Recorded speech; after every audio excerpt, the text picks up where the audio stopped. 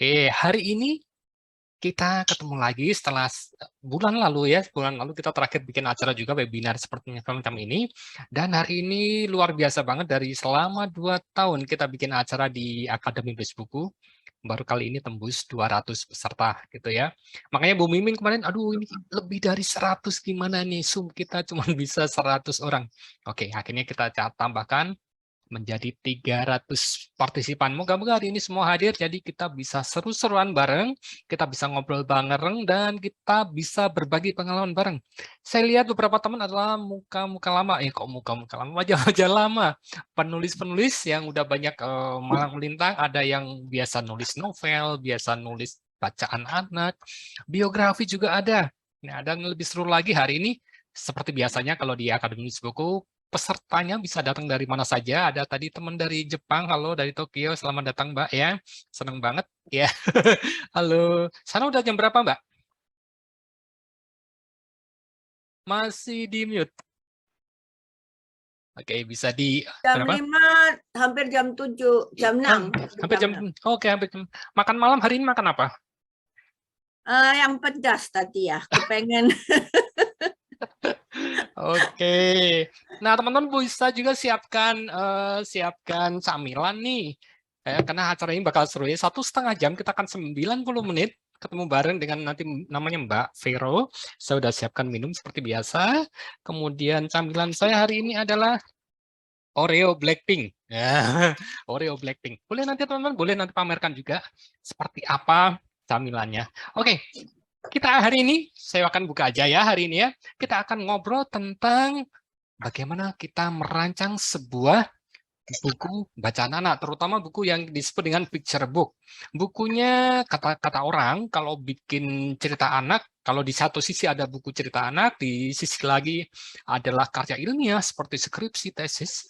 Konon, bacaan yang paling gampang dibuat itu adalah skripsi dan tesis. Kemudian yang paling susah untuk dibuat adalah bacaan anak. Nanti kita tanya pada Mbak Vero yang udah malang melintang di dunia cerita anak, bener nggak sih bikin cerita anak itu susah gitu.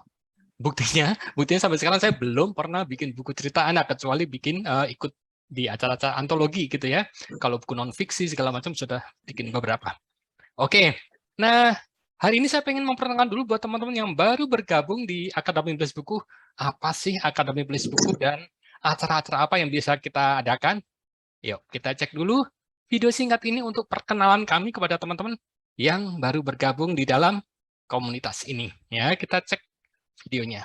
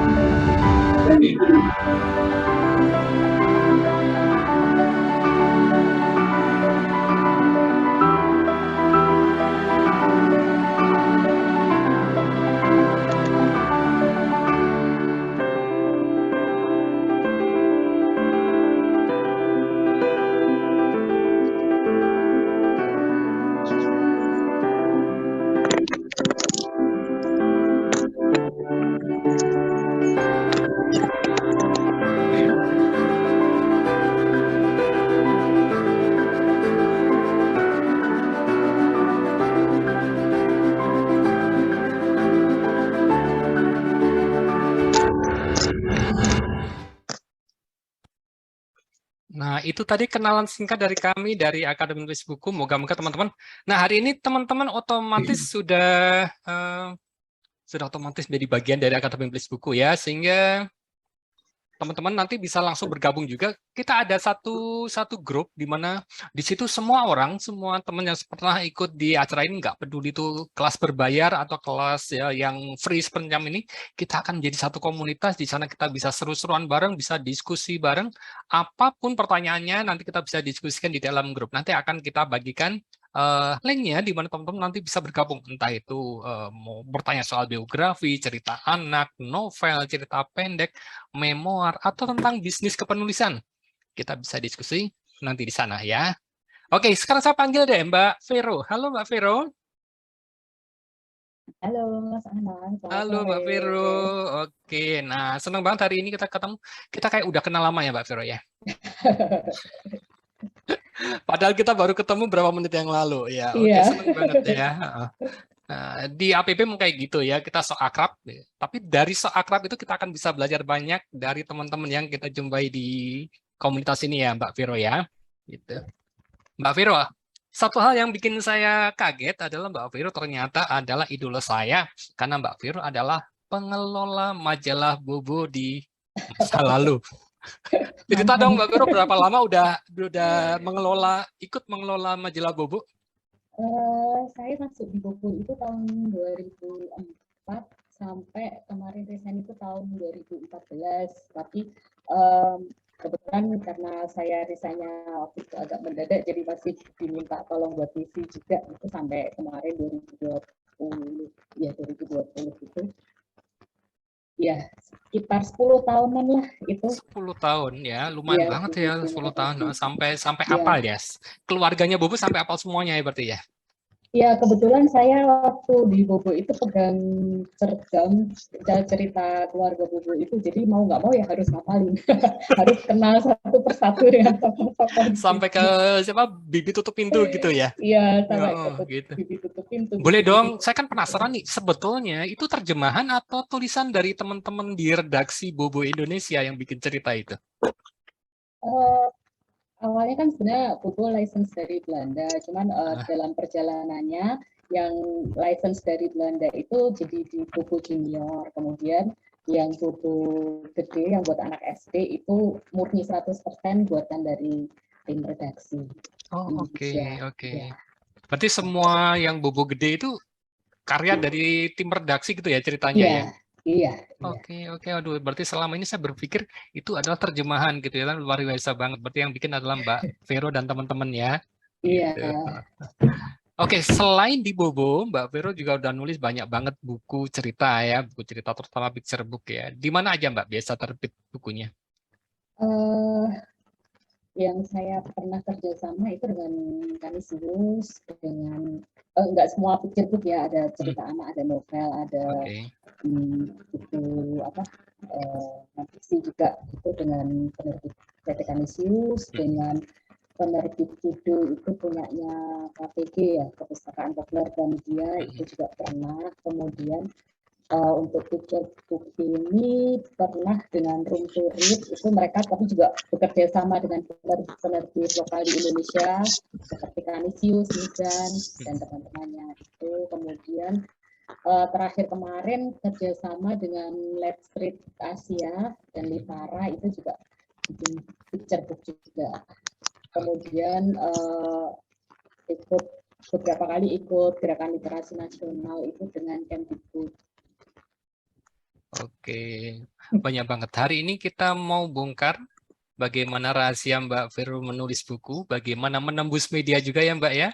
Nah teman-teman, hari ini kita akan lebih banyak berdiskusi, jadi Mbak Vero akan memberikan banyak pancingan berupa materi-materi tentang buku bacaan anak. Setelah itu, teman-teman bebas untuk bertanya, dan kita ada giveaway, jadi teman-teman silahkan nanti ikuti acara ini sampai selesai. Kita akan nanti sampaikan bagaimana sih untuk mengikuti acara ini gitu ya. Tapi yang terpenting gini teman-teman, silahkan teman-teman bikin screenshot dari acara ini, yang dimana teman-teman bisa kelihatan fotonya gitu ya, bisa dipin dulu ya wajah teman-teman, biar nanti ketika kita ada acara giveaway, teman-teman nanti bisa ikut acara dengan sudah punya gambarnya bahwa teman-teman ada di dalam acara ini ya.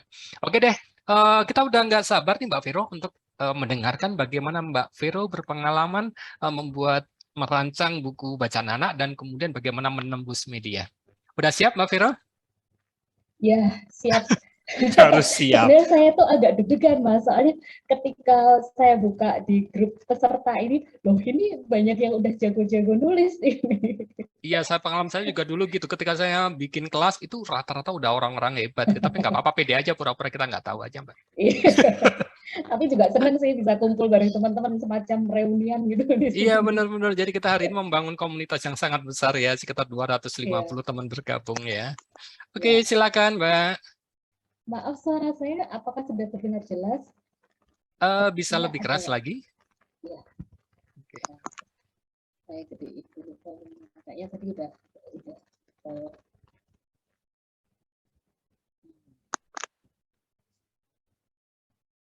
apakah sudah lebih jelas?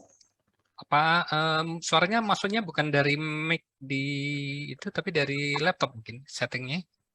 Ya, Udah ya. ya? Di audio setting. Mikrofonnya udah yang headset? Sudah. Udah, oke ya, udah. Tetap terdengar kok, Mbak. Silakan kalau mau dimulai. Saya selamat sore teman-teman semuanya. Saya izin share screen ya.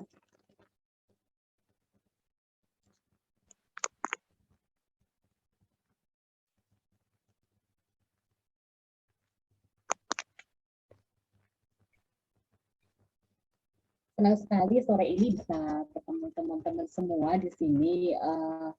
Terima kasih teman-teman sudah bergabung. Terima kasih juga buat Mas Anan dan Mbak Susi yang sudah mengajak saya untuk bergabung di sini di sore yang cerah ini di Jogja cerah. Semoga di tempat teman-teman semua juga cerah ya. Sore ini kita mau ngobrol tentang merancang picture book.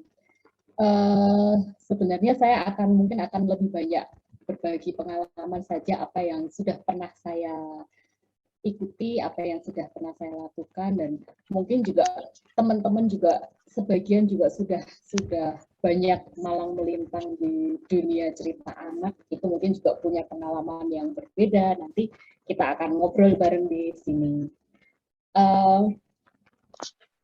Sebelum kita ngomongin tentang merancang picture book, mungkin perlu juga ya kita menyamakan persepsi dulu. Picture book itu apa sih? Sebenarnya kalau untuk definisi picture book itu juga macam-macam ya. Cuman kita mau menyamakan di komunitas kita kali ini. Maksudnya picture book itu seperti apa? Picture book itu kalau diterjemahkan buku cerita bergambar. Kalau buku cerita bergambar itu berarti kan di situ ada gambar, ada kata-kata, cerita disampaikan lewat gambar dan kata-kata. Di sini gambar dan kata-kata itu punya peranan yang sama penting dan saling melengkapi. Nah, kalau kita melihat buku cerita anak itu kan ada macam-macam ya, ada children's book, ada picture book, illustrated book, novel, komik. Nah, picture book ini salah satunya. Jadi yang mungkin teman-teman juga sudah banyak membaca ini semacam ini picture book, ada kelihatan ya. Di dalamnya ada gambar, ada ceritanya. Nah, sore ini yang akan kita bahas adalah buku-buku semacam ini. Kemudian, kalau ada pertanyaan, apakah picture book itu hanya untuk anak usia dini? Karena sebagian besar picture book itu kan gambarnya gede-gede, teksnya sedikit. Biasanya kan anak-anak yang baca cerita itu adalah anak-anak yang masih kecil gitu. Tapi apakah semua picture book itu hanya untuk anak usia dini? Nanti kita lihat. Nah, ini saya mengambil beberapa contoh dari webnya literasi.org. Ternyata di situ itu ada jenjang-jenjang untuk picture book itu. Ada jenjang A, 1, B, C. Nah, itu di situ memang ditujukan untuk level-level membaca tingkat tertentu. Misalnya seperti ini yang untuk jenjang A1 ini yang cerita campur-campur. Nah, itu kita lihat bedanya di sini gambarnya fokus, beberapa gambar terlihat besar, kemudian teksnya juga cuma sedikit. Nah, itu masuk ke A1 itu untuk anak-anak yang memang lebih kemampuan membacanya masih di awal. Tapi ada juga cerita seperti macam ini Judulnya karya Mbak Yovita Siswati, Hitam dan U. Ini cerita tentang anak yang kena tsunami. Dia gambarnya juga sudah lebih kompleks dengan teks yang panjang. Tentu saja ini ditujukan untuk anak-anak dengan kemampuan membaca yang sudah lebih tinggi. Mbak Jadi Vero, ternyata ya, Mbak Vero, maaf ya. itu screen-nya ada item-itemnya di PowerPoint-nya, bisa di share screen ulang. Di tempat kami ada blok hitamnya. Oh iya, maaf. Oke. Bentar. Di tempatmu nggak ada gambar.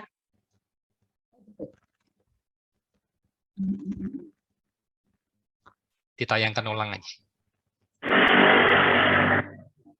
Soalnya terlalu kecil, Mbak Vero. Ya.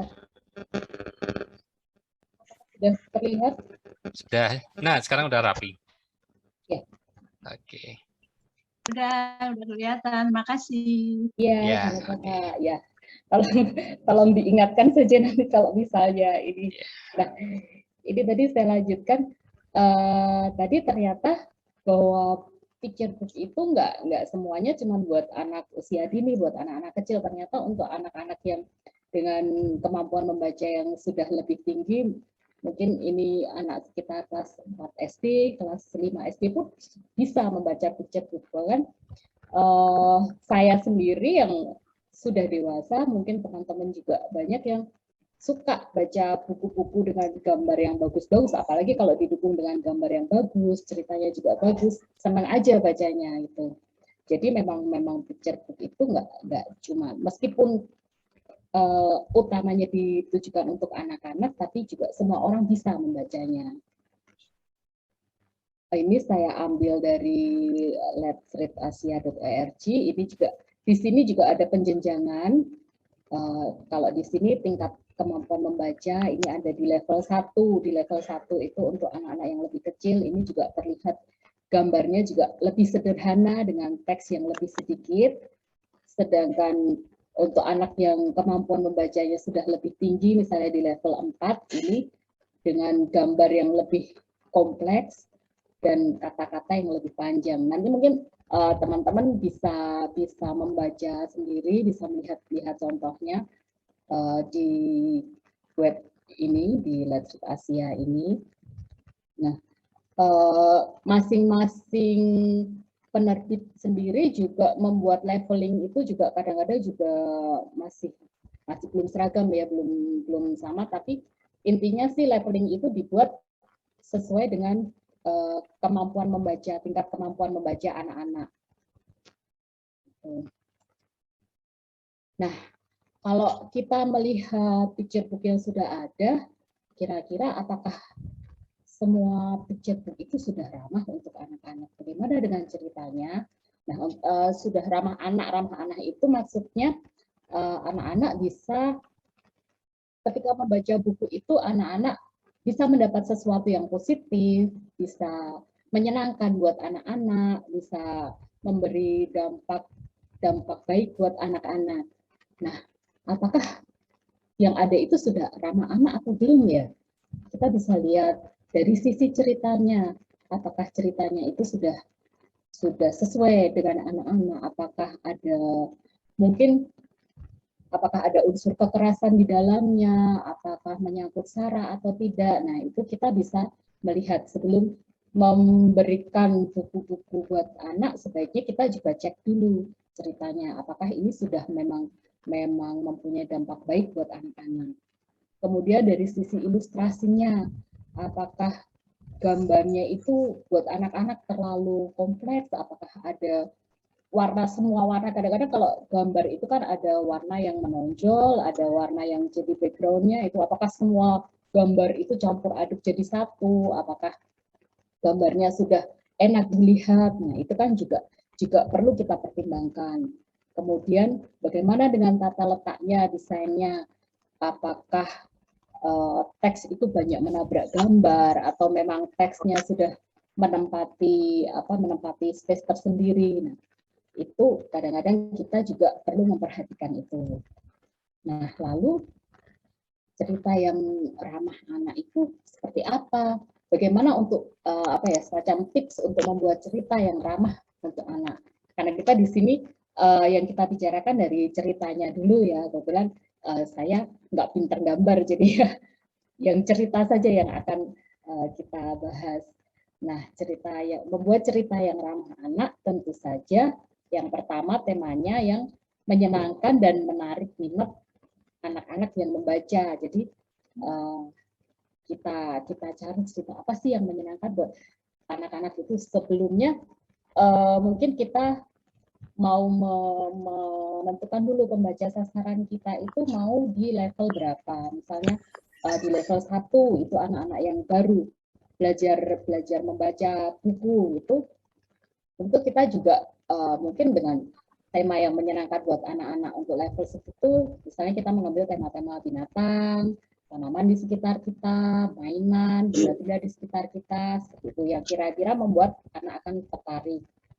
Kemudian kita bisa mengambil tokoh cerita yang ada kemiripannya dengan pembaca, baik dari sisi usianya, dari sisi sifatnya, atau karakternya.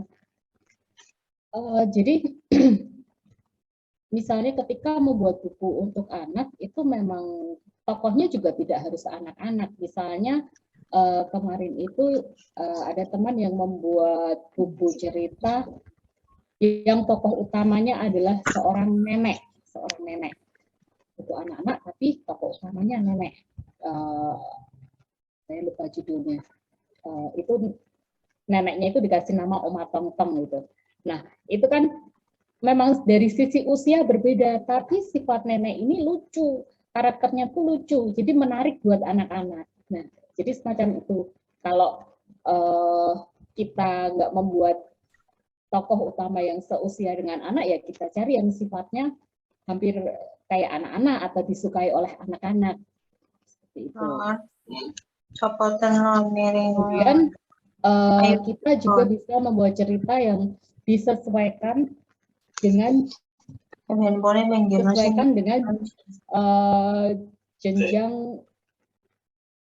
jenjang kemampuan pembaca. Nah, itu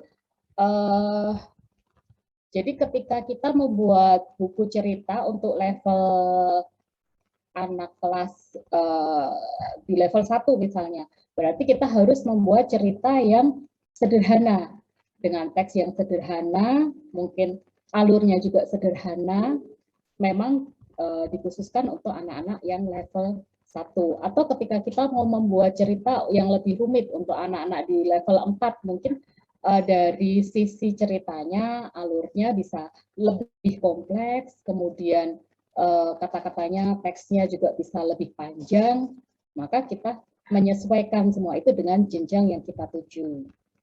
Kemudian kita juga bisa membuat cerita yang memang dekat dengan keseharian anak-anak. Misalnya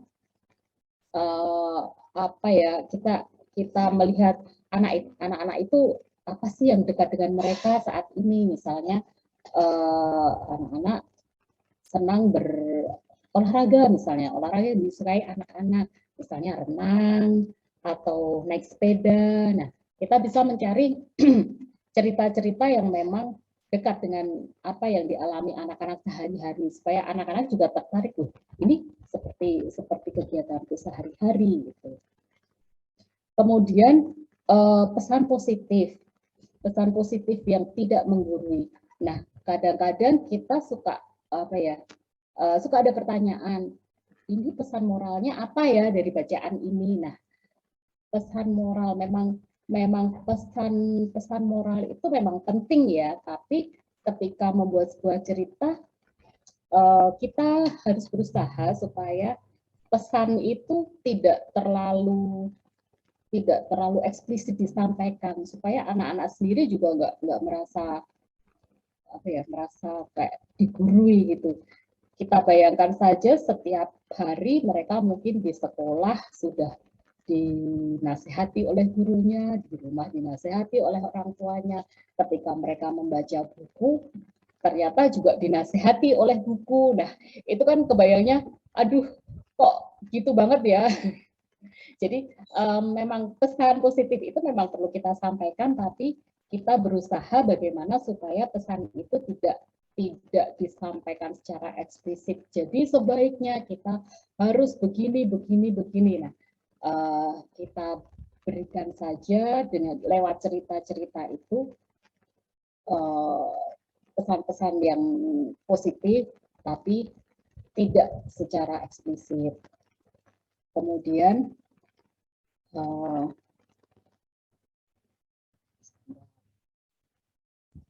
merangsang daya pikir dan imajinasi.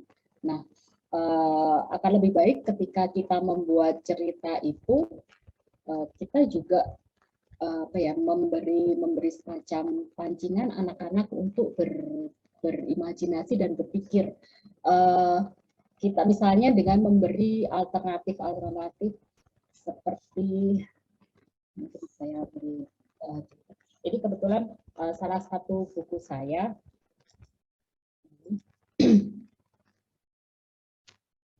Bisa dilihat di Literasi Cloud. Ini di sini seorang anak, tokohnya namanya Lintang, ini main egrang, mau ikut lomba egrang gitu ceritanya, tapi kemudian di tengah jalan dia jatuh. Nah, seperti itu kan anak-anak mungkin akan berpikir, aduh, anak ini jatuh, apa yang selanjutnya dia lakukan? Apakah dia akan menyerah di lomba itu, apakah dia akan melanjutkan lomba itu, atau apakah mungkin juga terpikir untuk berbuat curang, jadi langsung bangun diam-diam aja, nggak usah bilang-bilang kalau jatuh, misalnya seperti itu, ataukah dia akan memperbaiki egrangnya dulu terus jalan lagi, atau seperti apa. Nah, itu kan memancing anak-anak juga untuk menemukan solusi dari sebuah permasalahan. Nah, itu akan menarik buat anak-anak. Kemudian kita bisa membuat cerita anak ini bisa berfungsi sebagai cermin bagi anak-anak. Jadi apa yang ada dalam cerita itu ternyata sama dengan pengalaman pembaca. Misalnya tadi yang buku Lintang ini, Terbanglah Lintang ini ceritanya kan lomba bermain egrang. Ini jadi, dan dengan settingnya itu setting pedesaan itu, rumah-rumah di desa dengan halaman yang masih luas. Jadi mungkin untuk anak-anak yang tinggal di desa yang masih bermain egrang, dia akan berpikir, oh ini sama kayak aku sehari-hari. Aku main egrang dengan situasi seperti ini. Nah, itu maka buku berfungsi sebagai cermin buat anak-anak itu. Bisa juga berfungsi sebagai jendela. Jendela yaitu pembaca melihat kondisi yang berbeda. Jadi mungkin bagi anak-anak yang tinggal di apartemen, yang belum pernah bermain egrang, ketika dia membaca buku cerita Lintang tadi, dia akan berpikir, oh ternyata di sana, di tempat lain dari tempatku ini ada ya anak-anak yang tinggal di tempat semacam itu, yang main semacam itu, oh itu namanya egrang. Jadi dia bisa melihat dunia yang berbeda. Kemudian buku cerita bisa juga sebagai pintu. Pintu itu maksudnya pembaca berimajinasi untuk masuk ke dunia cerita. Ada salah satu cerita yang kebetulan saya punya ini buku judul dari Litara, judulnya Taman Bermain Dalam Lemari. Ini karyanya Bu Sofi Dewayani dengan ilustratornya Kak Evelyn. Ini dalam cerita ini diceritakan seorang anak yang menunggui kakaknya membatik, kemudian, aduh maaf ya, ini karena background-nya hampir sama jadi nggak terlalu terlihat. Ini dia masuk ke dalam lemari, kemudian ternyata di dalam lemari itu dia seperti masuk ke sebuah dunia imajinasi. Ternyata di dalam lemari itu kan isinya batik macam-macam, itu dia masuk dalam dunia imajinasi itu. Batik yang bergambar kupu-kupu gitu, dia jadi berimajinasi seperti di sebuah taman yang banyak kupu-kupunya. Kemudian dia melihat batik yang bergambar merak itu dia seperti melihat binatang merak gitu. Nah, itu juga sebuah buku juga bisa membuat pembaca itu jadi ikut berimajinasi. Kalau aku di situ apa ya yang akan aku lakukan seandainya aku masuk di dunia itu, apa yang bisa aku lihat, apa yang bisa aku lakukan, semacam itu. Tadi kalau kita membicarakan tentang pesan moral atau pesan positif dalam cerita anak, nah kadang kita bertanya apakah setiap cerita harus mengandung pesan moral? Sebenarnya ini tiap orang bisa punya pendapat berbeda, cuman kalau saya sih yang penting tidak harus selalu pesan moral, tapi yang penting adalah cerita itu mengajarkan kebaikan, kemudian bisa memberi semangat, bisa menginspirasi anak-anak. Jadi pesan moral itu tidak harus dipaksakan, tidak usah menjadi beban. Wah nanti pesannya apa ya, nggak usah. Tapi kita jalan aja. Jadi misalnya seperti dalam ini taman bermain dalam lemari itu nggak ada apa ya, nggak terlihat jelas pesan moralnya apa sih ini pesannya, tapi lewat cerita-cerita itu anak-anak jadi mengenal, oh ternyata yang namanya batik itu ada macam-macam ya, ada yang bentuknya seperti kupu-kupu, ada yang bentuknya seperti merak. Nah itu kan udah ada pengetahuan baru bagi anak, berarti kan ada kebaikan yang diterima oleh anak. Kemudian dia juga bisa berimajinasi, bisa senang lihat gambar yang bagus-bagus. Nah itu menurut saya itu sudah sesuatu yang memberi dampak positif bagi anak-anak. Kemudian lewat gambar dan cerita yang bagus itu juga anak-anak akan belajar menyukai buku. Itu pun juga sudah merupakan sebuah dampak positif bagi anak-anak. Jadi senang baca. Kalau buku dengan gambar dan cerita yang bagus-bagus itu kan tentu menyenangkan buat anak-anak. Nah, jadi untuk pesan ini kita masukkan, tapi jangan menjadi beban harus ada pesannya gitu. Jadi yang penting adalah kita memberikan cerita yang baik, yang bisa memberi semangat, menginspirasi. Nah, apakah ini ada tips membuat pesan moral jadi menarik. Nah, gimana sih supaya membuat pesan moralnya jadi menarik, nggak terlihat maksa gitu. Yang pertama, di sini ada show don't tell, maksudnya jangan hanya menceritakan saja, tunjukkan. Misalnya anak itu ketakutan. Nah, ketakutan itu kan sebuah kata yang abstrak ya, daripada mengatakan ketakutan bisa saja digambarkan anak itu berkeringat dingin, dia gemetar, jantungnya berdegup. Nah, seperti itu maksudnya.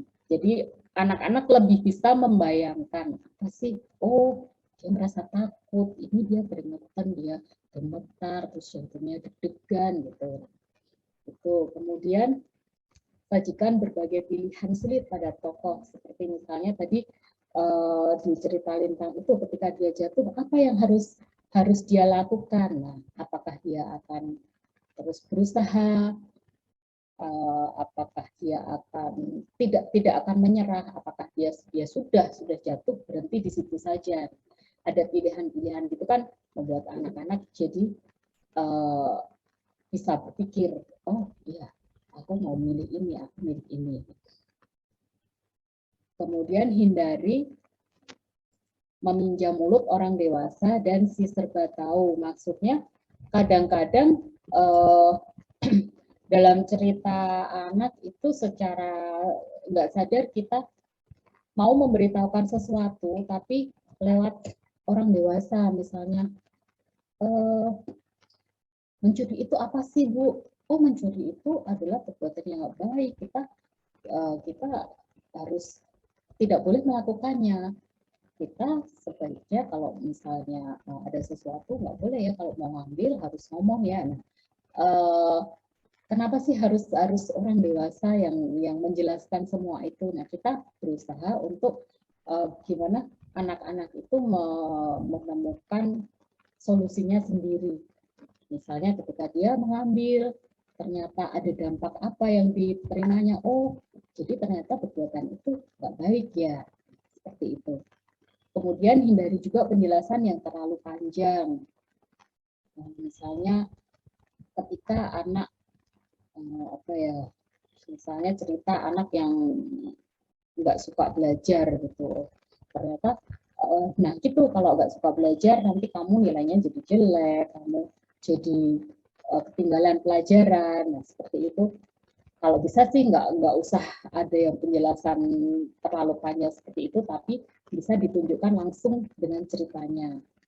Kemudian buatlah anak bergembira setelah membaca cerita. Jadi kalau bisa kita membuat cerita buat anak-anak itu yang memang menyenangkan. Setelah membaca itu anak-anak bisa tersenyum, mendapatkan sesuatu, oh begini. Kemudian mengurangi dialog tentang nilai moral yang panjang, seperti yang sudah disampaikan tadi, sebaiknya langsung ke aksi-aksi si anak itu seperti apa. Nah, kalau ngomongin anak bergembira setelah membaca cerita, apakah artinya cerita itu harus selalu cerita yang mengembirakan? Nggak selalu sih.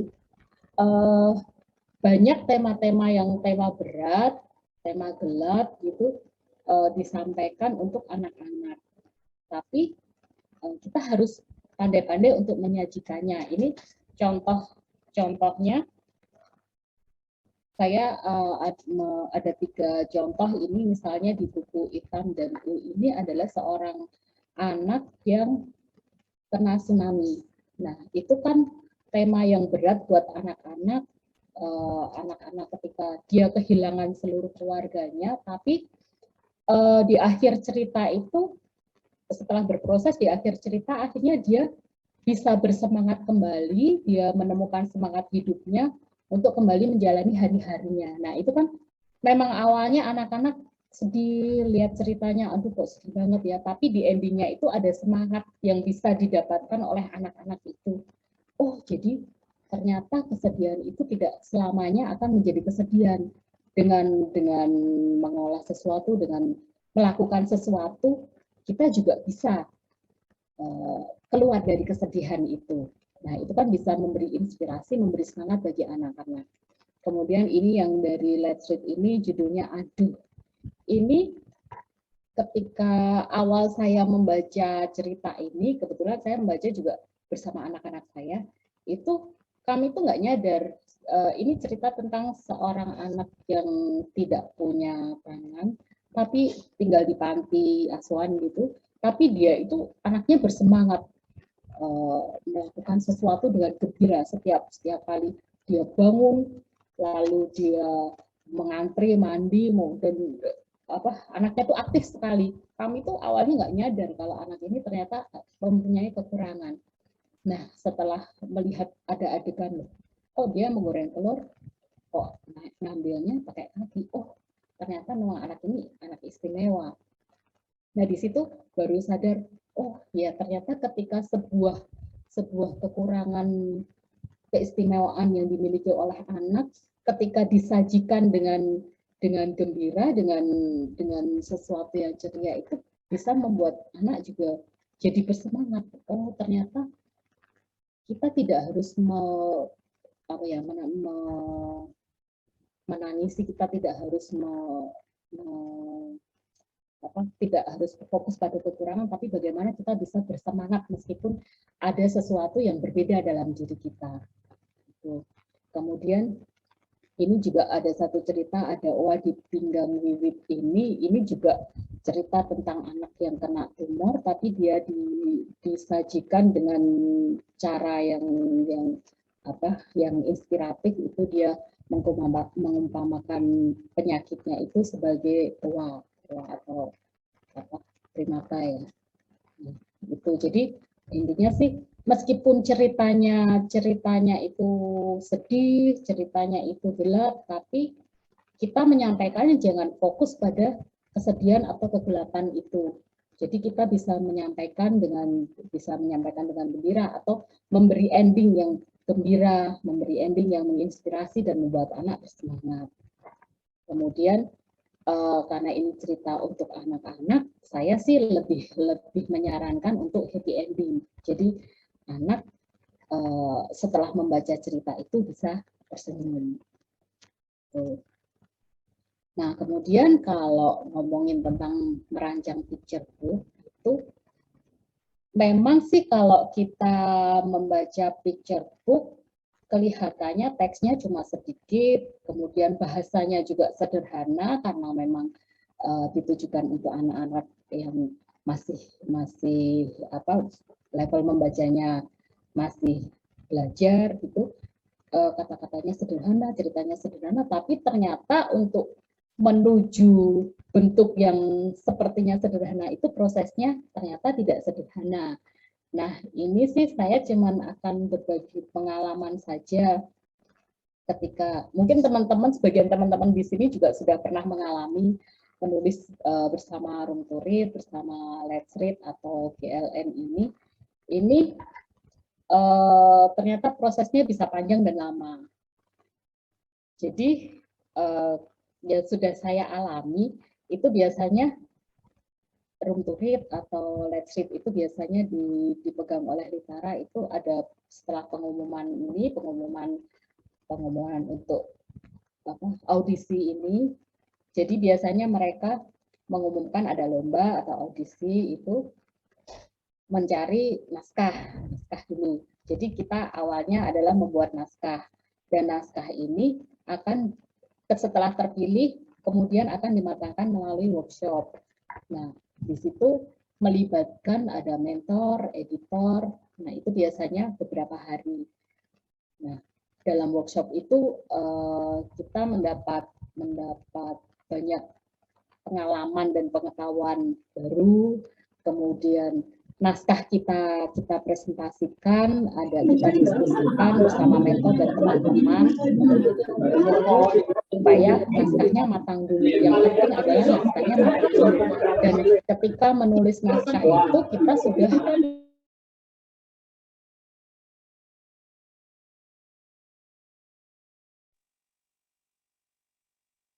Mbak Veronica terremut. Ya, apakah sudah? Ya. Setelah naskahnya matang, baru akan menuju ke ilustrasi. Ilustrasi ini biasanya kalau seperti Room to Read atau Let's Read itu mereka mengadakan audisi sendiri untuk para ilustrator, kemudian nanti yang ilustrator yang terpilih itu akan dipasangkan dengan naskah yang terpilih. Sementara kalau untuk GLM ini prosesnya sedikit berbeda. Ini ilustratornya sudah kita bawa dari awal. Penulis sudah membawa ilustrator dari awal, memberikan contoh ilustrasinya. Cuman prosesnya nanti akan sama sih. Yang penting naskahnya sudah beres, kemudian baru melangkah ke ilustrasi. Nah, ketika melangkah ke ilustrasi ini, si penulis juga akan brainstorming dulu bersama ilustrator. Nanti naskah ini akan seperti apa ilustrasinya, itu dibicarakan bersama-sama untuk kemudian dieksekusi oleh ilustratornya. Nah, setelah itu, setelah ilustrasi beres, naskah beres, kemudian di layout, akan menjadi rancangan buku atau dummy. Apakah ini sudah selesai? Ketika buku ini sudah menjadi dummy, ini pun masih ada langkah yang harus kita jalani, yaitu uji keterbacaan atau field testing. Nah, biasanya field testing ini kita akan mencari anak-anak yang memang sesuai dengan sasaran pembaca kita. Jadi misalnya kita membuat naskah untuk jenjang 4 misalnya, sekitar anak-anak di kelas 3, 4 SD gitu ya. Kita mencari anak-anak di usia segitu, kalau bisa sih yang dengan berbagai background, baik background ekonomi atau daerah, itu kita bacakan dummy kita ke mereka. Apakah mereka sudah bisa menerima cerita kita, menerima ilustrasi kita, ataukah masih ada yang membingungkan. Nah, Di situ nanti dari hasil field testing ini kita olah lagi. Setelah semua diolah, disesuaikan, direvisi lagi, baru naskah itu bisa terbit. Sebagai gambaran saja, yang terakhir bersama Let's Read kemarin itu audisi ini saya ikuti di bulan Maret, kalau nggak salah, sekitar bulan Maret, dan akhirnya terbit itu di bulan September. Itu hanya untuk membuat buku yang kelihatannya sederhana. Itu hasilnya yang buku Kapan Ibu Pulang, itu bisa teman-teman baca di Let's Read. Dan setiap tahap ini selalu melalui proses revisi atau penyuntingan. Jadi kadang-kadang sampai ada bercandaan gitu dari para mentornya, jadikanlah revisi itu sebagai hobi karena sering-seringnya merevisi naskah. Kemudian selanjutnya setelah kita berbicara tentang cerita anak, gimana sih peluangnya? Apakah cerita anak ini masih bagaimana sampai ke anak-anak itu? Nah, kita bisa menerbitkan cerita anak itu lewat penerbit.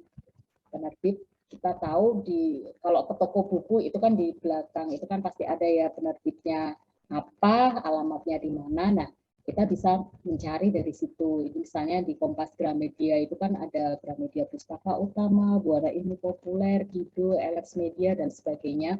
Nah, itu untuk memasukkan naskahnya bisa melalui ini dpsgramedia.com. Nah, itu nanti setelah masukkan naskah, kita tunggu beberapa bulan, akan ada respon dari para editor itu, apakah naskah kita diterima atau tidak. Kemudian masing-masing penerbit juga ada penerbit-penerbit yang lain, masing-masing punya cara yang berbeda. Ini teman-teman bisa mempelajari mungkin dari medsosnya para penerbit ini, atau langsung bisa ditanyakan ke redaksi penerbitnya. Gitu. Kemudian di majalah itu yang saya tahu masih ada, itu ada Bobo, Mombi, itu dari Gramedia. Untuk majalah lain juga sudah mulai ada juga, ada majalah Seru, ada majalah saya agak lupa. Nah, itu cuman biasanya kalau majalah itu lebih ke cerpen dan dongeng. Itu kemudian di koran, kalau dulu masih ada Kompas Anak, tapi sekarang sudah tidak ada, tapi masih ada Nusantara Bertutur di Kompas. Itu tapi isinya juga cerpen dan dongeng. Kalau ada koran-koran daerah, maaf saya kurang update, mungkin juga masih ada lembar anak gitu. Kemudian di media online atau digital itu ada Literasi Cloud, ada Let's Read Asia. Ini Let's Read Asia ini sama Kemdikbud ini biasanya setiap tahun mereka mengadakan audisi dengan tema-tema yang berbeda. Kemudian yang baru ini ada Vibo, ada Green. Nah, teman-teman bisa masuk ke sana. Nah, sedikit tips saja ketika akan menerbitkan cerita anak di media. Yang pertama ya tentu saja kenali karakter medianya. Jadi kalau BIP itu kalau bikin cerita seperti apa sih, misalnya itu seperti apa sih, kita harus mengenali itu. Caranya ya dengan membaca buku-buku yang mereka terbitkan. Kemudian ikuti juga ketentuan medianya, apa syarat-syaratnya. Itu bisa dicari di media, di penerbit masing-masing. Kemudian yang jelas kita harus sabar karena yang mengirim naskah itu tentu saja banyak, jadi kita harus ngantri sampai berbulan-bulan. Nah, sambil menunggu itu kita bisa menulis naskah yang lain. Jadi terus menulis dan menulis, dan jangan pernah menyerah ketika tulisan kita ditolak. Kita bisa berefleksi, kenapa ya kira-kira, mungkin kita ajak anak-anak baca, apa sih yang kurang dari cerita ini, menarik enggak sih, kita bisa tanya ke anak-anak. Demikian sharing pengalaman saya sebagai penulis cerita. Silakan teman-teman kalau misalnya ada masukan, ada diskusi atau apa yang mau disampaikan. Terima kasih. Saya kembalikan ke Mas Anang. Baik, makasih Mbak Vero. Seru banget. Tadi mau saya semprit ya, udah lewat 30 menit. Jatah saya kelihatan, jatah saya tampil jadi berkurang. Enggak, tapi saya menikmati banget atas apa yang disampaikan Mbak Vero gitu ya. Jadi saya pun banyak belajar. Pertama, bahwa ternyata cerita anak tidak harus tentang tokoh utamanya anak-anak gitu ya. Iya. Kemudian yang kedua adalah tadi ada leveling juga, level 1, 2, leveling apa ya? Setahu saya kalau level itu kan bon cabe gitu ya, pedesnya seberapa. Tapi nanti kita bisa tanyakan ya. Ini teman-teman beberapa udah resen, pengen bertanya. Nah, kita akan beri kesempatan buat teman-teman yang pengen bertanya langsung. Boleh membuka kameranya, boleh juga tidak. Silahkan. Saya mulai dari Kak Fitria dulu deh ya. Kak Fitria dulu ya. Nanti habis itu Kak Novia, terus Kak Onet ya. Silakan Kak Fitri ya. Ya, makasih Kak Anang. Maaf saya off cam ini di sini sinyalnya sedang nggak stabil. Kak Vero, terima kasih atas sharingnya. Saya pernah mencoba bikin untuk cerita anak, Kak. Nah, itu ada 2 kesulitan yang saya alami. Yang pertama itu adalah bahasanya ya Kak ya, menyesuaikan untuk bahasa yang sederhana itu kan paling susah ya. Kemudian yang kedua itu menyesuaikan antara cerita dengan gambarnya, memilih gambar yang bisa mewakili cerita. Itu mungkin bisa, Kak Vero mungkin bisa sharing untuk 2 hal itu kira-kira kiat-kiatnya seperti apa ya Kak? Terima kasih. Terima kasih. Langsung saya jawab ya Mas Anang. Iya silakan Mbak. Iya, terima kasih Kak Fikir. Kalau untuk membuat cerita yang sederhana, kata-kata yang sederhana gitu biasanya kalau saya sih ya memang pertama banyak membaca cerita anak yang sesuai dengan tingkat yang kita tuju, misalnya untuk anak-anak TK gitu ya saya banyak membaca di anak-anak TK ini bahasanya seperti ini, kata-katanya seperti ini, masih yang kata-kata sederhana seperti ini. Banyak membaca, kemudian kita coba membaca, setelah kita mencoba menulis, coba kita baca keras-keras, apakah terdengar sudah enak didengar, apakah masih ada yang aneh gitu, kadang-kadang seperti itu. Kemudian bisa juga dengan bertanya kepada anak-anak yang seusia, ini coba dibacakan ke anak-anak, kamu ngerti nggak ini, ngerti tentang kata ini nggak, seperti itu.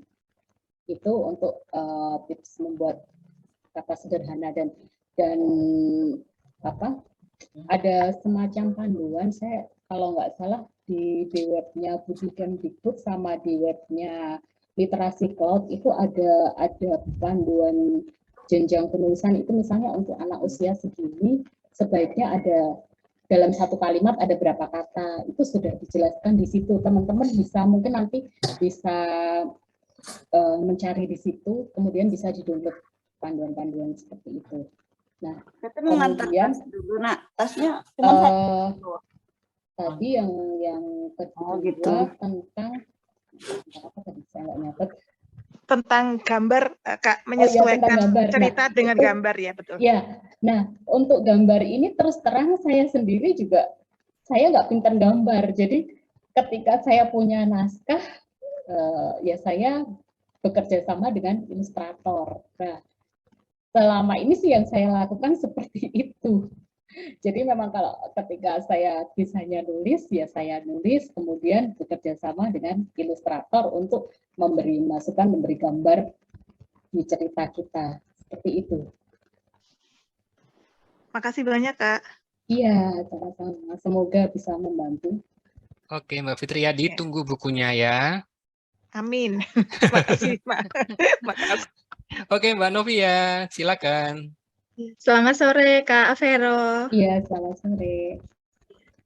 Saya suka sekali karya Kak Vero yang di Let's Read, yang Kapan Ibu Pulang. Pertanyaan saya juga ada kaitannya dengan karya Kak Vero. Tadi dijelaskan di tips bahwa buku anak tips yang terakhir itu happy ending. Nah, bagaimana dengan karya-karya yang itu mengaduk emosi karena sedih, salah satunya karya Kak Vero di itu, dan di buku lain juga seperti itu. Jadi biasanya ketika kita bacakan itu emosinya ikut teraduk, sedih gitu, dan di akhir setelah selesai baca buku itu pertanyaan muncul, kenapa ibunya nggak pulang? Atau saat dia kehilangan sesuatu, kenapa dia nggak, misal hewan kucingnya nggak ketemu gitu. Yang dimaksud dengan happy ending itu apakah seperti yang Kak Vero contohkan, yang pada akhirnya, oh, kalau ibu pulang pasti ibu senang karena sekarang kita sudah bukan bertemu, sudah punya sahabat baru yaitu Akung gitu. Atau memang sebaiknya misal dia kehilangan sesuatu itu harus ketemu gitu, Kak. Nah, itu saja. Ya, terima kasih Kak Novi. Jadi happy ending itu saya sih mencontohkan misalnya dalam cerita saya yang Kapan Ibu Pulang. Jadi kan ceritanya si tokoh ibu ini dia menjadi asisten rumah tangga di luar kota, kemudian anak-anak di rumah bersama kakek mereka, Mbah Kung itu, dan di situ ada apa ya, berbagai konflik, benturan antara keinginan anak melawan keinginan Mbah Kung. Jadi anak pengen main, ternyata sama Mbah Kung nggak boleh. Nah, itu sampai akhirnya kan semua ternyata merindukan ibunya. Memang itu di perjalanan, di cerita-cerita itu akan terasa, aduh kok sedih sekali ya, sedih sekali. Bagaimana anak, masalah utamanya adalah bagaimana anak bisa menyelesaikan apa ya, masalahnya ketika dia berpisah dengan ibunya. Berpisah dengan ibunya itu kan sedih, tapi bagaimana dia akan bisa melalui semua itu. Nah, di akhir cerita ini anak-anak ini kan akhirnya berbaikan dengan Mbah Kung. Akhirnya mereka bisa melakukan sesuatu yang menggembirakan bersama-sama. Jadi ketika meskipun ibunya itu belum pulang, tapi ada perubahan emosi ketika yang dari awal mereka merasa sedih, mereka merasa aduh marah sama Mbah Kungnya, merindukan ibunya, tapi akhirnya mereka bisa melewati semua itu dan akhirnya bisa bersahabat dengan Mbah Kung. Jadi ketika aku menjalani hari-hari tanpa ibu itu, oh ternyata bisa. Nah itu kan sesuatu yang melegakan gitu. Jadi membuat anak-anak oh ternyata bisa bersemangat. Nah itu semacam itu happy ending. Jadi tidak selalu terus bergembira ibunya pulang berkumpul bersama-sama, nggak selalu seperti itu. Jadi tujuannya ibunya pulang itu memang tidak terpenuhi, tapi bagaimana dia bisa menjalani hari-hari tanpa ibu dengan gembira. Nah seperti itu sudah menjadi akhir yang menyenangkan. Apakah sudah membantu Mbak Novi? Ya, sudah. Terima kasih Kak Vero jawabannya. Maaf, sebentar saya bisa. Oke, makasih Kak Novia. Ya, oke. Tadi ada juga nih sambil nunggu Mbak Vero. Ada pertanyaan tentang alamat-alamat dari redaksi yang tadi disebutkan Mbak Vero ya. Itu sebenarnya gampang banget teman-teman bisa langsung lacak ya di media sosial, karena hampir semua penerbit media massa pasti punya sosial media, punya website. Nah itu bisa dilacak di situ.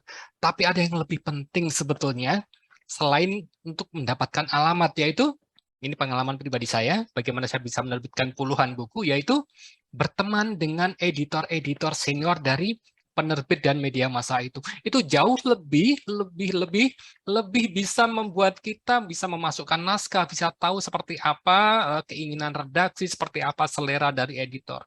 Jadi kita sarankan adalah teman-teman langsung melacak tidak hanya alamat dari penerbit, tapi juga lacak siapa editor-editor senior di situ. Istilahnya adalah senior akuisisi naskah. Jadi mereka yang bertugas biasanya untuk mengakuisisi naskah-naskah, baik itu cerita anak, novel, atau apapun. Oke? Nah, di belakang sudah mengantri Kak Onet ya. Kak Onet silakan kalau mau bertanya. Baik, terima kasih Mas Anang. Selamat sore Mbak Vero. Selamat sore Kak Onet. Ya, mungkin cerita sedikit ya tentang cerita anak. Saya di awal tahun 90-an itu aktif di Goethe Institut ya, kedutaan Jerman di Jakarta, di kegiatan Rabu Mendongeng. Jadi saya berkolaborasi dengan satu orang teman, kami berdua. Tugas saya adalah membuat cerita itu kan syaratnya harus cerita legenda atau cerita asli Indonesia yang kemudian kita rangkum dan diberi ilustrasi. Jadi tugas saya selain merangkum cerita, saya juga membuat ilustrasi yang tidak boleh lebih dari 7 lembar. Jadi cerita misalnya Timun Mas, misalnya Keong Mas, misalnya cerita Tangkuban Perahu, itu cerita yang sepanjang itu saya harus mengedit sedemikian rupa, merangkum, meringkas menjadi hanya dalam 5 lembar misalnya, dilengkapi dengan ilustrasi, kemudian dengan narasi yang tidak terlalu panjang. Nanti teman saya yang bertugas untuk menceritakan kembali ke teman-teman menggunakan mock-up yang saya buat. Jadi intinya itu memang saya bukan mengarang, hanya meringkas cerita. Tapi itu juga ada kesulitan tersendiri ya Mbak Vero. Nah, kalau untuk cerita-cerita yang seperti ini, yang disadur dari cerita asing, kemudian yang dibuat sedemikian rupa sehingga lebih menarik dengan gaya kekinian, tapi tetap dengan ciri khas anak, itu bolehkah? Karena di beberapa waktu yang lalu juga saya pernah mengikuti kelas di platform penulisan online, itu ada membuat cerita legenda, cerita yang dibuat dengan bahasa kekinian. Artinya itu pada waktu itu memang pangsa pasarnya adalah remaja ya, pembaca usia remaja. Jadi dibuat dengan gaya khas masa kini, dengan gaya bahasa masa kini yang ketika membaca tidak melulu hanya berkesan terlalu ke sastra banget, tapi bisa dibaca oleh remaja-remaja sekarang. Nah, kalau cerita-cerita seperti itu, bolehkah kita mengirim ke penerbit untuk diceritakan, Mbak Vero? Terima kasih, Mbak. Ya, terima kasih, Kak Onet. Kalau sepanjang pengetahuan saya, cerita-cerita adaptasi itu kita bisa mengadaptasi cerita-cerita seperti cerita rakyat, itu seperti yang kita lihat itu ada banyak ya buku-buku tentang cerita rakyat itu, cuman kita juga menceritakan memang dengan bahasa kita sendiri, jadi kita mengambil intinya apa, kemudian kita ceritakan kembali dengan bahasa kita sendiri, seperti itu, seperti tadi yang diceritakan dengan bahasa yang mungkin lebih cocok untuk level pembaca yang dituju itu. Sepengetahuan saya bisa, asal ada keterangan sumbernya cerita ini, misalnya diadaptasi dari cerita bawang putih dan bawang merah, misalnya dari cerita rakyat dari mana gitu. Nah, asal selama referensinya jelas, saya rasa bisa seperti itu. Boleh ya? Ya. Kalau untuk ilustrator gimana Mbak Vero? Apakah penerbit sudah menyediakan atau menyiapkan ilustrator, atau penulis sendiri yang harus mencari ilustrator? Kalau untuk ilustrator itu biasanya kalau penerbit, di penerbit seperti misalnya Gramedia atau Kanisius, itu mereka punya ilustrator, tapi biasanya seandainya kita sudah punya teman ilustrator juga, itu juga bisa dibawa untuk diusulkan ke editornya. Jadi yang penting kita punya naskah dulu, sudah di ACC oleh editornya, itu nanti baru kita membicarakan ilustrator, apakah akan memakai ilustrator dari penerbit atau ilustrator yang kita bawa. Nanti kalau ilustrator yang kita bawa itu mungkin ada contoh gambarnya seperti apa, kalau itu memang disetujui oleh editor, itu bisa dipakai. Tapi biasanya penerbit sendiri juga punya stok ilustrator yang biasa bekerja sama dengan mereka. Itu biasa kalau di penerbitan seperti itu. Baik, Mbak Vero, terima kasih jawabannya, penjelasannya. Terima kasih, Mas Anang.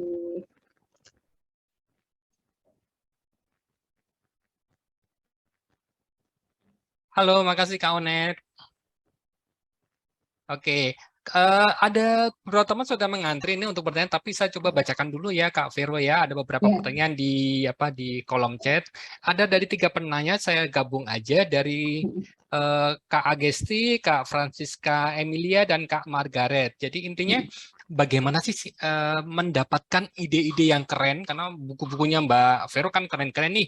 Terus berapa lama itu risetnya Mbak Vero? Jadi bagaimana mendapatkan ide dan berapa lama untuk melakukan riset untuk, padahal bukunya kan nggak tebel-tebel banget ya Kak Vero ya gitu. Risetnya berapa lama? Gitu. Itu pertanyaannya. Silakan Kak Vero. Baik, terima kasih. Ya, kebetulan kalau untuk buku untuk buku ini paling juga cuma 24 halaman jadinya ya. Kalau untuk mendapatkan ide-idenya sih biasanya saya lakukan ya banyak baca cerita yang sudah ada. Kalau saya dapat ide, apakah cerita ini sudah pernah ditulis atau belum. Kemudian kebetulan saya juga punya anak saya juga punya teman-teman, jadi saya banyak bertemu dengan anak-anak juga, kadang-kadang juga suka nguping mereka ngomong apa sih, apa yang mereka lakukan sih, itu juga melihat anak-anak itu. Kemudian kadang-kadang juga kalau udah mentok mau nulis tapi nggak punya ide, saya tuh suka googling gambar-gambar di internet. Kadang dengan melihat gambar, melihat ilustrasi yang lucu-lucu, yang bagus-bagus itu juga terbersit, ini ada gambar ini, bagus juga ini kalau bikin cerita seperti ini, nanti ceritanya kita buat sendiri seperti apa. Nah kadang-kadang kalau udah mentok tuh saya cuma lihat-lihat gambar gitu bisa memunculkan ide. Itu. Kemudian untuk membuat apa tadi cerita, risetnya berapa lama? risetnya berapa lama? Setiap naskah beda-beda ya. Saya tidak punya standar waktu harus berapa lama meriset, tapi yang penting adalah saya harus membaca buku, membaca cerita-cerita dengan tema sama yang sudah ada seperti apa. Itu kemudian bukunya pun misalnya saya mau menulis cerita tentang egrang. Tadi saya risetnya nggak hanya tentang egrang, tapi juga riset tentang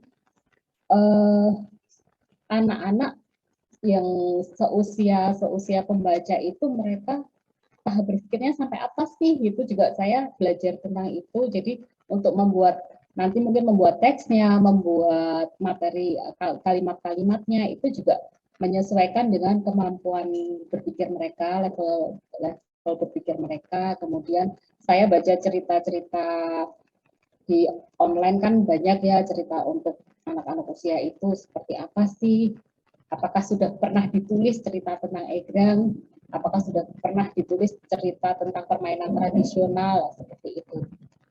Tapi untuk waktunya nggak ada standar waktu sih. Kadang-kadang kalau mungkin sudah mepet deadline juga harus cepat-cepat, tapi kalau masih agak lama, kadang sekarang baca tentang apa, besok tentang apa, ya mungkin berapa ya, seminggu 2 minggu. Tapi nanti juga sambil jalan, kadang-kadang ketika ceritanya sudah jadi, itu pun juga saya juga masih sering baca-baca. Nanti selama cerita itu belum terbit bisa ditambahkan hasil riset di situ juga. Oke. Ya, udah. Nah, ini sebelum kemudian ada pertanyaan juga yang mirip-mirip tadi Mbak Vero, yaitu dari Mbak Dian Novandra. Bocorin dong tema-tema yang lagi banyak dicari untuk buku-buku cerita bergambar ini. Tema-tema yang lagi banyak dicari. Oh ya. Saya nggak ini ya, karena saya kebetulan saya nggak di penerbitan jadi yang dicari apa gitu. Tapi kita lihat saja seperti akhir kemarin itu di GLF, kemudian di Let's Read itu mereka mencari yang apa ya, tentang keberagaman, tentang disabilitas, itu banyak terus. Yang saya nulis kemarin juga tentang kesetaraan gender seperti itu. Jadi malah sekarang tuh tema-tema yang agak berat gitu ya, agak berat tapi disampaikan dengan cara yang ringan, itu malah banyak itu. Oke, makasih. Moga-moga Mbak Dian ya udah dicatat belum? Kalau belum nanti bisa diputar ulang videonya, kita rekam, jadi nanti akan kita coba usahakan bisa tertayang di channel dari Akademi Menulis Buku ya. Oke, sekarang berlanjut ke temen nih yang udah resen dari tadi, Kak Atun. Halo Kak Atun, mau bertanya? Moga-moga masih di depan laptop ya. Saya hitung 3. Oke, silakan Kak Atun. Selamat sore Mbak Vero. Selamat sore Kak Atun. Itu kalau picture book itu untuk range usia berapa ya Mbak? Kalau picture book itu biasanya untuk anak dari prasekolah ya sampai SD, mungkin sampai kelas 4 itu masih bisa. Nanti seperti penerbit itu biasanya mereka membuat level kayak penjenjangan gitu. Itu masih bisa sampai kelas 4, kelas 5 itu masih bisa. Lalu kira-kira berapa halaman? Nah, kalau untuk halamannya nanti tergantung kita tujukan untuk usia berapa. Misalnya untuk anak TK itu biasanya standarnya sekitar antara 16 halaman, kemudian nanti naik lagi untuk anak SD awal itu bisa sampai 24, nanti naik lagi untuk anak kelas 3 itu bisa lebih banyak lagi, misalnya sampai 36. Bahkan nanti kalau untuk level yang tinggi yang sudah mungkin sekitar kelas 5-an itu bisa sampai 40 halaman gitu. Tapi ini untuk- picture book ini bukan komik kan ya, bukan cerita bergambar gitu. Ya, cerita bergambar tapi template-nya bukan komik, bukan yang percakapan itu, Bukan jadi yang lebih banyak. ngomong satu-satu di Iya, kotak-kotak itu iya, bukan kan? iya betul. Bukan ya? Bukan. Oh, Ya. Oke deh. Iya. Mungkin sekedar Tema-temanya juga ngikutin dari usia itu ya. Iya. Ya kita bisa ngambil tema yang umum atau bisa yang lagi tren di usia itu bisa. Ya Mbak, makasih. Iya, terima kasih. Mungkin sedikit info untuk teman-teman itu untuk level penjenjangan itu juga di literasi cloud ada, di Kemdikbud juga ada, dan mungkin memang kadang-kadang beda-beda sedikit berbeda, tapi intinya sih hampir sama untuk penjenjangan itu level 1 untuk anak usia yang lebih rendah, nanti level berikutnya untuk usia yang lebih tinggi. Oke, moga-moga terjawab ya, Bu Atun ya. Di belakang ada Mas Gilang. Mas Gilang ya, benar ya, fotonya Mas Gilang, ilustrasinya bagus. Silakan Mas Gilang. Masih di mute Mas Gilang. Halo, selamat sore Mas Anang, Mbak Vero. Selamat Ya, sore. selamat sore. Suara saya jelas kan ya? Sangat Ya. jelas, Oh lantang. iya. Terima kasih kesempatannya. Mbak Vero, saya ingin menanyakan 2 hal. Pertama, bagaimana sih teknik menuliskan deskripsi ilustrasi? Jadi gini loh Mbak, jadi saya itu udah pernah ikut GLN tahun 2020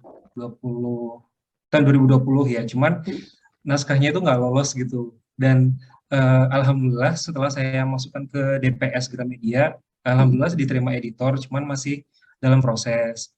Nah, saya sejujurnya saya nggak tahu mesti konsultasi sama siapa perihal teknik penulisan picture book ini, karena di kota saya pun yang pegiat picture book masih sedikit gitu kan. Sementara saya itu punya firasat kayaknya jangan-jangan saya itu ada teknik penulisan deskripsi yang nggak bener deh, cuman saya nggak tahu kesalahan itu di mana. Nah, barangkali Mbak Vero berkenan memberikan tips dan triknya kayak biar ilustrator itu, kalau kata teman saya yang penulis juga, katanya kita tuh tantangan itu harus bisa menuliskan deskripsi gambar itu harus bisa dipahami dengan gampang oleh ilustrator. Cuman saya juga nggak tahu standarnya itu seperti apa gitu yang bagus gitu, yang baik. Kemudian pertanyaan yang kedua, sebagai mantan redaktur majalah legendaris yang paling saya favorit di sejagat raya ini, alias majalah Bobo, saya tuh pengen tahu dari sudut pandang Mbak Vero secara pribadi, kira-kira tema yang sebaiknya kita angkat nih sebagai penulis aspiring writers gitu kan, maksudnya bukan penulis yang khusus pada tema tertentu kan, kita kan generalis gitu kan, itu tuh tema-tema yang seperti apa? Maksudnya saya tuh beberapa kali membaca picture book, ada yang dari luar negeri, ada yang ya terbitan penulis Indonesia juga. Tema-tema yang mereka angkat itu menurut saya itu outrageous gitu, jadi di luar out of the box gitu loh. Jadi kayak misalkan kayak ada seseorang anak yang pemarah, terus bagaimana mengelola emosi, kemudian katanya kalau di luar negeri juga sekarang merambah tema-tema yang bagaimana kita menerima kehilangan, bagaimana seorang anak itu menerima kematian seseorang yang dicintainya gitu.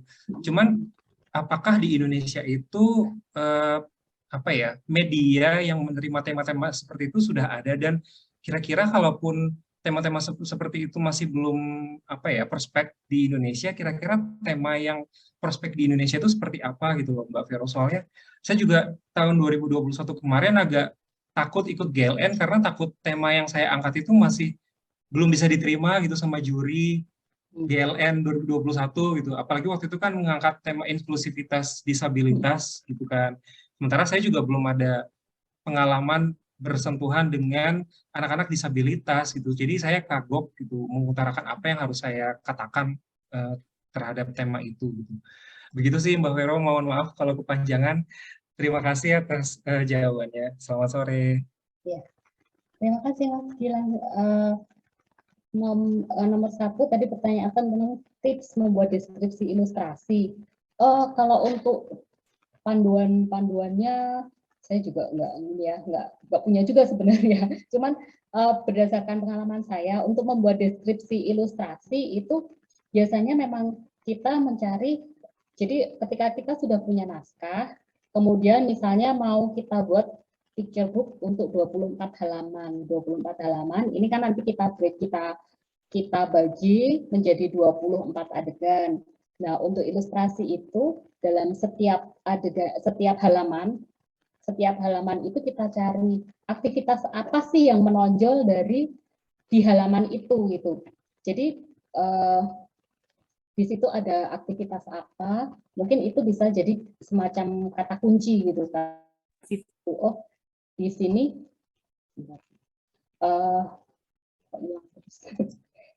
maaf kamera saya mati lagi. Nah, di sini ada semacam kata kunci. Oh, di sini ada anak yang misalnya sedang menyiapkan egrangnya. Nah, itu dipegang di situ, nanti baru dikembangkan. Di situ tuh ada background-nya, settingnya apa, kemudian ada berapa tokoh yang terlibat di situ. Nah, ketika beralih ke halaman 2, kita mencari mungkin aktivitas yang berbeda biar nggak terlihat gambarnya monoton di situ terus. Kita cari misalnya perlombaan sudah siap dimulai. Nah, berarti kita mencari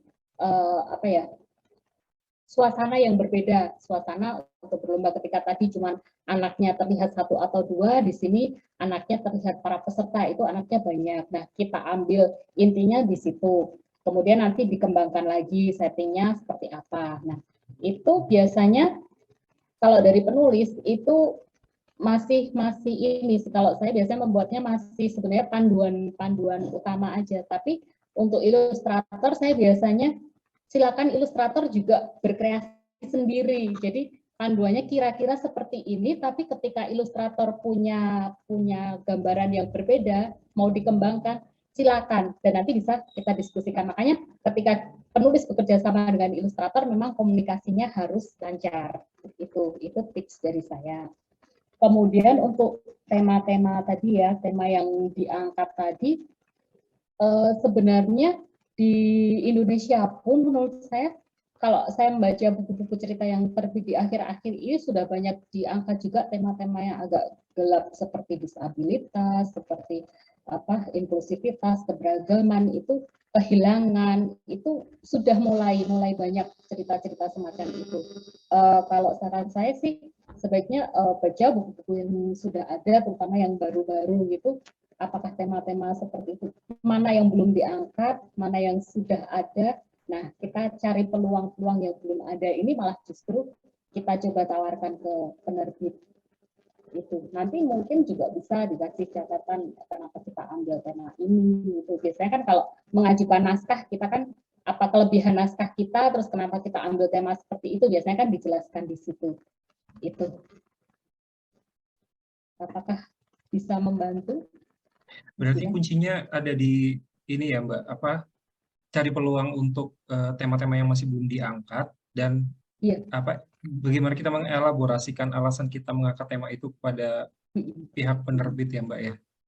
Oke, baik. Makanya tadi tips dari Mas Anang tadi, kita juga berteman dengan para editor itu juga saya sih setuju juga.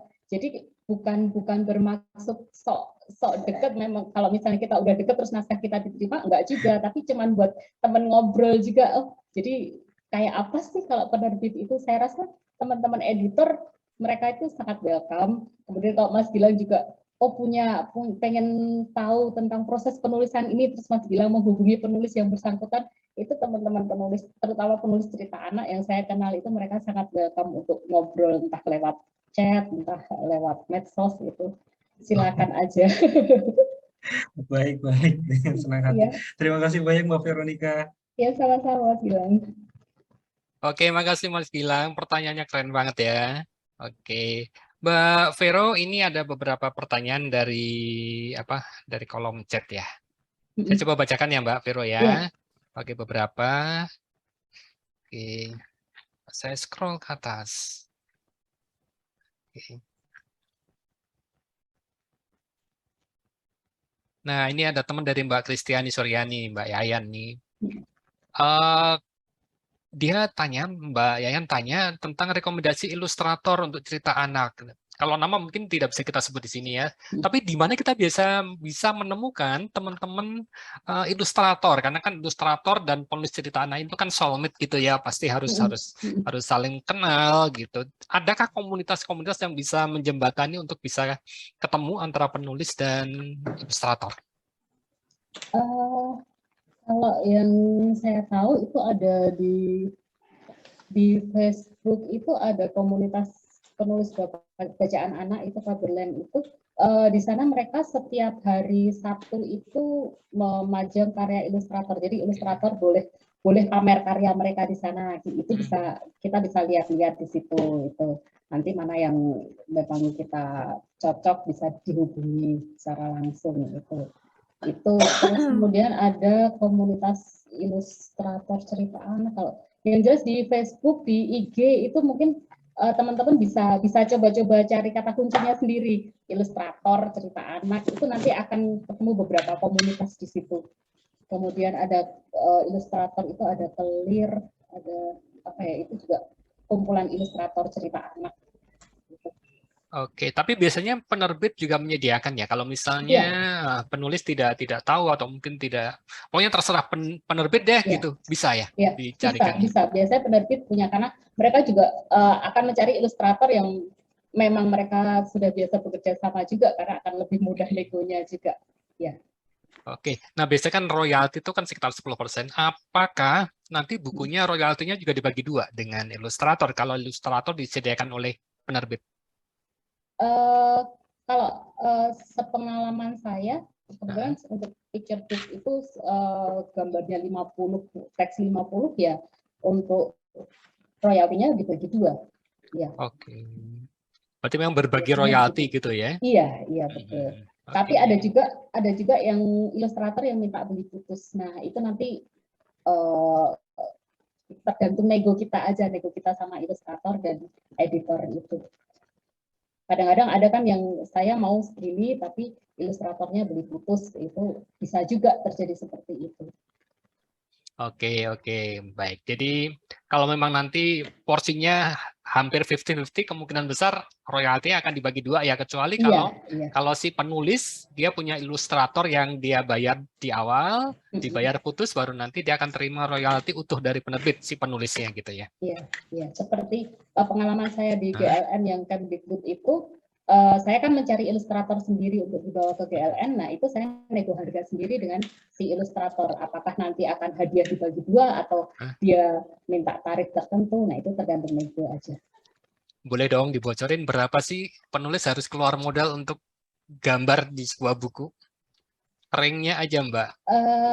Range-nya itu kalau yang pernah saya kerjasama itu gambar per halaman itu sekitar antara 150 sampai 250.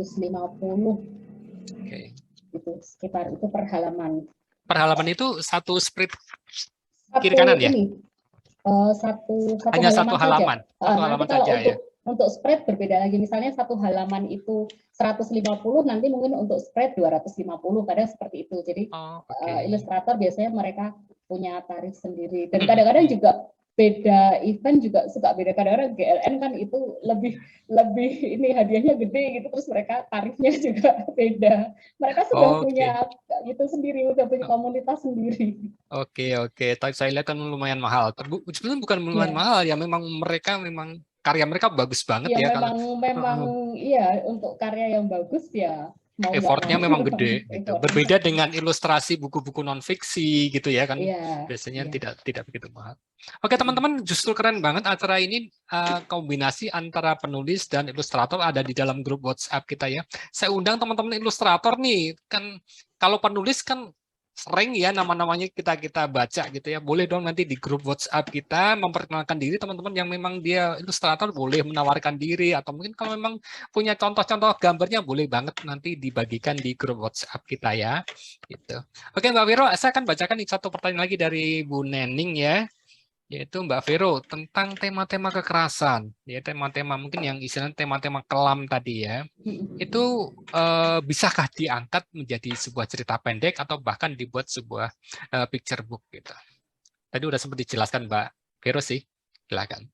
Iya, untuk tema-tema yang kelam, kekerasan sangat bisa diangkat.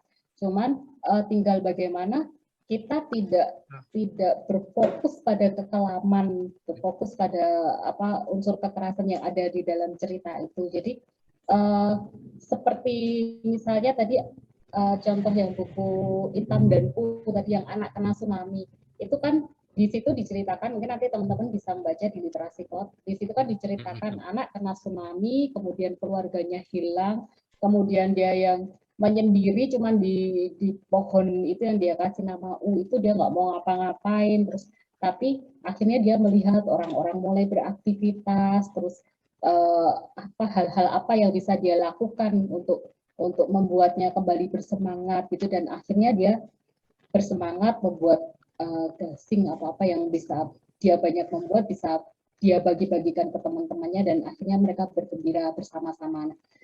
Saya rasa temanya gelap tapi dengan ending yang menginspirasi dan memberi semangat bagi anak-anak itu. Jadi tinggal bagaimana cara kita menyiasati kekelaman dalam tema kita itu. Oke, keren banget Mbak Vera. Aku malah mendadak nih terpikir nih kalau kita bikin kelas-kelas kecil gitu ya. Kan tema ini jarang banget nih diangkat di kelas-kelas penulis bacaan cerita anak ya, tentang bagaimana kita mengubah sebuah cerita kekelaman, entah itu tentang anak korban bencana alam, anak-anak yang tersisih, atau apapun itu menjadi sebuah cerita pendek ya.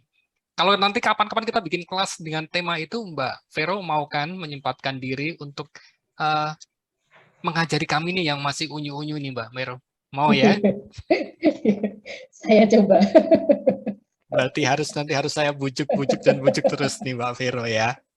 Kalau teman-teman nanti kita bisa voting ya. Kalau teman-teman mau ya, kalau tema tentang bagaimana anak-anak piknik, anak-anak apapun itu kan udah biasa ceritanya. Tapi kalau tentang kekelaman itu kan tema yang keren banget. Kalau kita bisa menyumbangkan cerita itu untuk Indonesia pasti keren banget.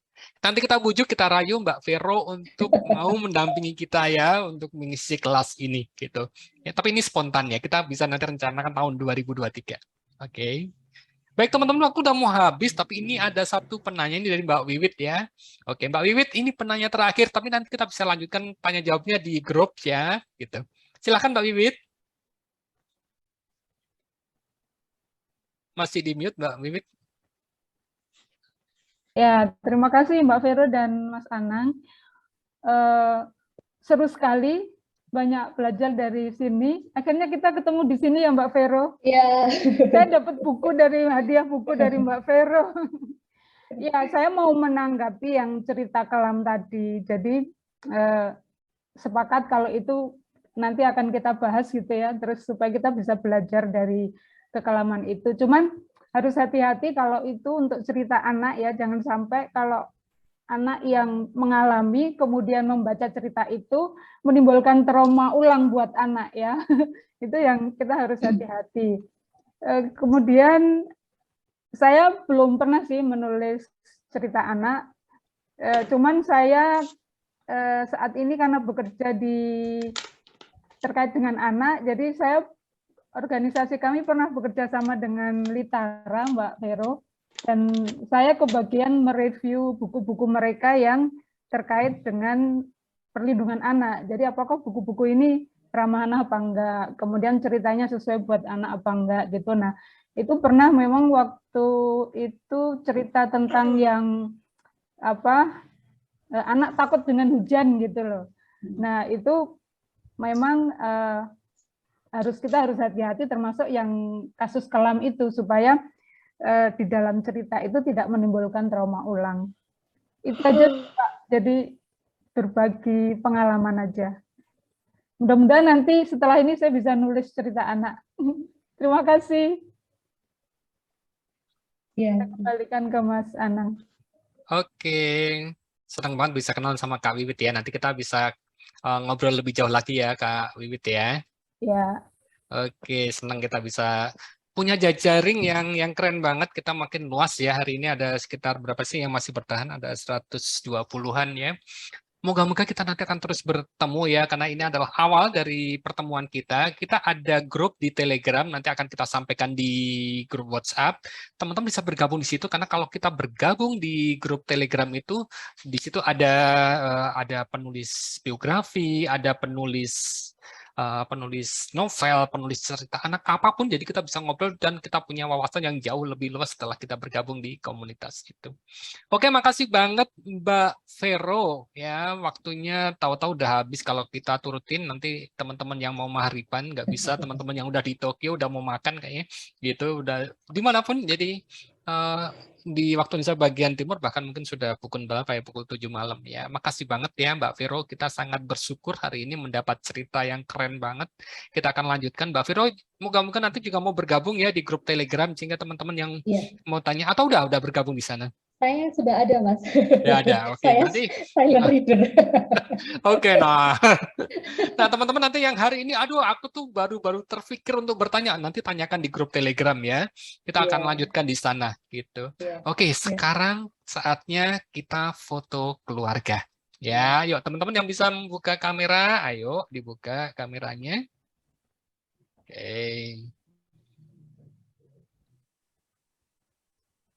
Oke, jangan risaukan usia. Usia saya pun sudah 50 tahun lebih, gitu ya. Oke, semua cakep. Ya, apalagi ketika tadi dibilang Mbak Vero kan, semua harus berakhir bahagia apapun kondisinya ya. Oke, kita akan foto ada 4 slide. Mohon tidak mengetik chat dulu ya, biar tidak menimpa teman yang ada di baris terbawah. Oke, saya foto dulu ya, baris pertama. Kita nggak tahu di mana ya letaknya ya. 1,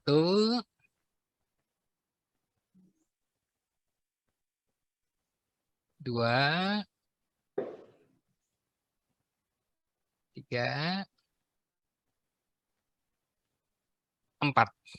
Oke, makasih banget dan saya harus tutup ya, harus tutup acara ini, tapi kita akan terus bertemu di lain waktu dan kita akan terus terhubung teman-teman ya. Ini baru awal sehingga apapun yang kita lakukan, apapun yang kebersamaan kita hari ini moga-moga membawa manfaat buat kita semua. Makasih untuk perjumpaan yang manis ini. Sampai jumpa dan salam untuk keluarga masing-masing. Sampai jumpa. Terima kasih. Terima kasih. Terima kasih. Mbak Vero. Oke. Terima kasih.